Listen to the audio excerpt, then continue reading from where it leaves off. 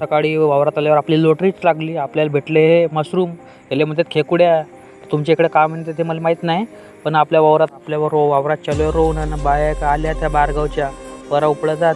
परा उपडत होते ना, आम्ही दोघंही बापले काही हे पेंड्या नेऊन ठेवत होतो धुऱ्यावर.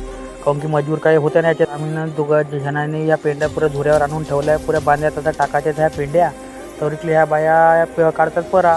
पेंड्या बाहेर काढल्या होत्या धुऱ्यावर, त्या फेकाच्या तर बांधीत 1 2 3 4 5 25 30 35 पेंड्या आपण धडा पेंड्या या बांधीतून त्या बांधीतून त्या बांधीत फेकून दिलो आणि पुऱ्या बचावून ठेवून दिलो बायासाठी. भारतात जुगाड केल्याशिवाय काही होतच नाही ना. माहिती पुरी फुटून गेली. तिथं मी बनवलो पोतली धरून आपली बंडी लहान वारीने तिला घिसाटून नेत जाऊ या धुऱ्यावरून त्या धुऱ्यावर पेंड्या फेकत. जे आले हुंड्याची गँग नाही भेटत असेल त्यांना असं जुगाड करावं. माणसं भेटणं खाली नाही या बरसातीमध्ये, तर आपल्याला असं जुगाड करणं परवडते. जुगाड बनवल्याशिवाय काही होणार नाही आपल्या इथल्या पोट्ट्याले. काऊन की आपल्या इकडल्या पोट्ट्यात पुरुषाला नेट लागे पोट्ट्यामध्ये. तर मी पण हे येत होते, त्यासाठी हा जुगाड बनवलो मी ना.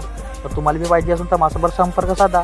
पत्ता भेटून घेतला पोट्ट्यासाठी तर हा वरदानच आहे. जय हिंद, जय महाराष्ट्र, जय विदर्भ. भेटू पुढच्या व्हिडिओमध्ये.